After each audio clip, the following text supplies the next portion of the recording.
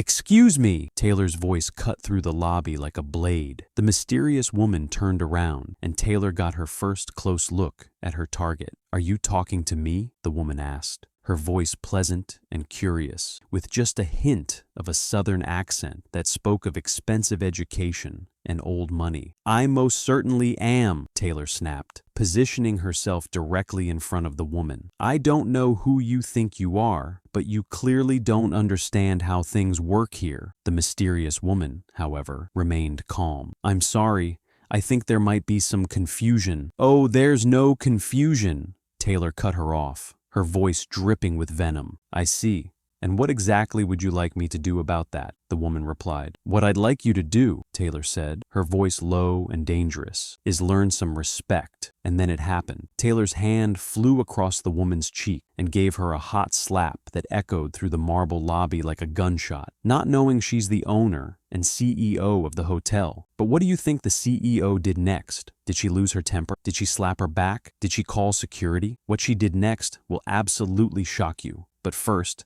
comment where in the world you are watching this from. You will definitely get a reply from us. And make sure to subscribe, because you're about to witness the most satisfying plot twist of the year. Let me take you back to the beginning of Taylor's worst day ever. The Grand Imperial Hotel stood like a gleaming monument to luxury in downtown Chicago. Marble floors that cost more than most people's cars, crystal chandeliers that sparkled like captured starlight, and an atmosphere of refined elegance that whispered money with every breath. And Taylor Wright, she ruled this kingdom with an iron fist. For 5 years, Taylor had been the operations manager of the Grand Imperial. She wasn't just good at her job, she was ruthless. Staff members scattered when they saw her coming down the hallways, their heads bowed, their voices reduced to nervous whispers. "She's got ice water in her veins," the housekeeping staff would murmur. "Never seen her smile, not once." And they were right.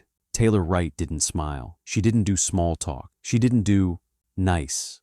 What Taylor did do was control every detail, every decision, every single person under her command. She had built her reputation on fear, and she wore that reputation like a crown. But here's the thing about crowns. Sometimes they slip, sometimes they fall, and sometimes they get knocked clean off your head by a single catastrophic mistake.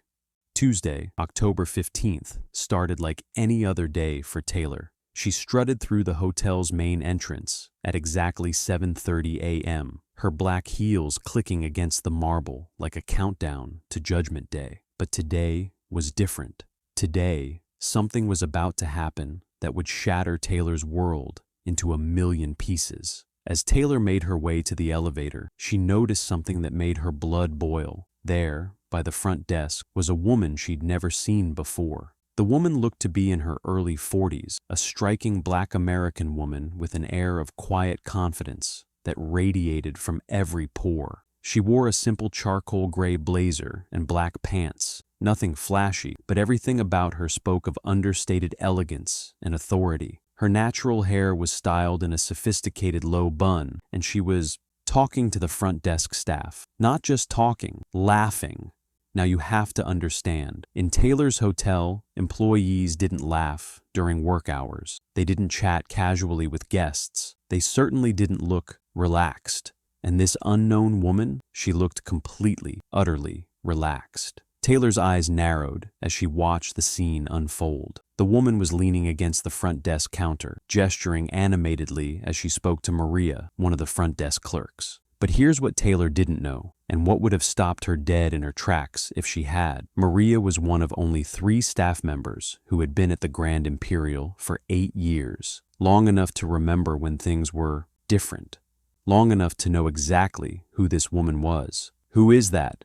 Taylor muttered under her breath, her jaw clenching. But what happened next made Taylor's vision turn red with fury. The mysterious woman reached across the counter and patted Maria on the shoulder. A friendly, casual gesture that in Taylor's mind translated to one thing: disrespect. In Taylor's hotel, there were rules, boundaries, hierarchies that were carved in stone. Guests didn't touch staff. Staff didn't get comfortable with guests. And nobody, absolutely nobody, disrupted the pristine, professional atmosphere that Taylor had spent years perfecting. Taylor's heels clicked faster now as she stormed across the marble floor. Her face was a mask of cold fury, her hands clenched into fists at her sides. She was about to teach this disrespectful woman a lesson she'd never forget. But here's what Taylor didn't know. She was about to become the student instead of the teacher. "Excuse me," Taylor's voice cut through the lobby like a blade. The mysterious woman turned around, and Taylor got her first close look at her target. She was elegant in a way that spoke of natural poise and refined confidence. There was something about her presence, a quiet authority that most people would instinctively recognize and respect.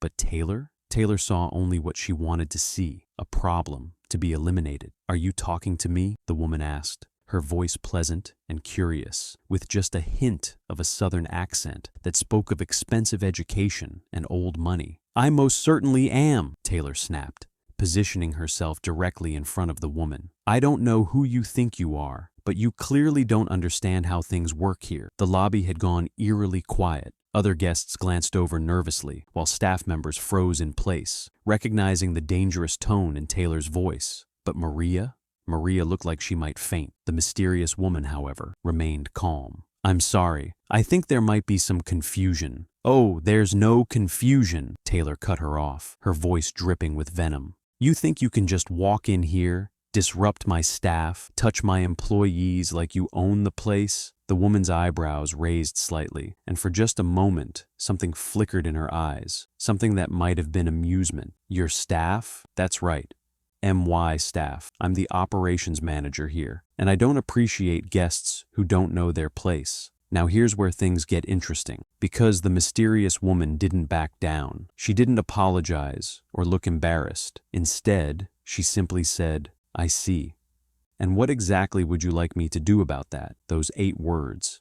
8 simple words that lit a fire in Taylor's chest that she couldn't control. The audacity, the complete and utter disrespect. This woman was challenging her in her hotel, in front of her staff. Taylor's face flushed red with rage. Her hands trembled with fury. And in that moment, she made a decision that would haunt her for the rest of her life. "What I'd like you to do," Taylor said, her voice low and dangerous, "is learn some respect." And then it happened.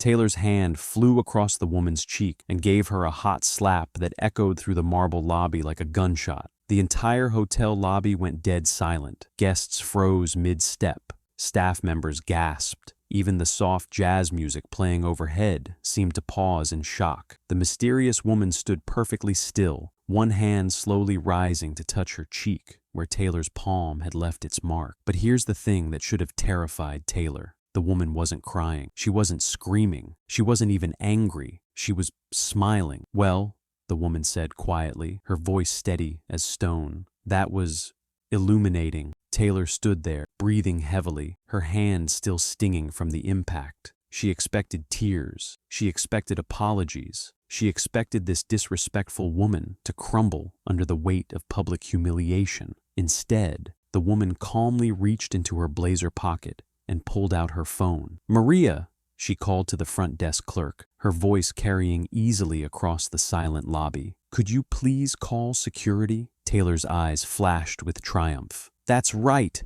Call security on this woman. Have her removed immediately." But Maria didn't move. She stood frozen behind the front desk, her face pale as paper, her eyes wide with something that looked suspiciously like terror. And not terror of the situation, terror for Taylor. "Maria?" the woman repeated gently. "Security, please. Yes, Miss Johnson," Maria stammered, reaching for her phone with shaking hands. And that's when Taylor noticed something that made her blood turn to ice in her veins. Maria hadn't just said, "Ma'am," she had said, "Miss Johnson," with a name, with the kind of reverence, the kind of respect that was reserved for ownership. Taylor's triumph began to crumble like sand through her fingers. She looked around the lobby and noticed things she hadn't seen before. The way the other staff members were staring at the woman wasn't with confusion or curiosity. It was with recognition. And was that fear? But not fear of her. Fear for what was about to happen to Taylor. The woman, Miss Johnson, was typing something on her phone now, her fingers moving with calm precision. Then she looked up at Taylor with those intelligent brown eyes that suddenly didn't look so warm anymore. "You know," she said conversationally, "I was really looking forward to my first visit back in over 2 years. I travel extensively for business, rarely get to see how my properties are running day to day." Taylor's heart began to pound. "Your properties?" The woman nodded, slipping her phone back into her pocket. "It's been almost 3 years since I've been able to spend significant time here. I prefer to stay behind the scenes, let my managers run things. I only step in when there are problems."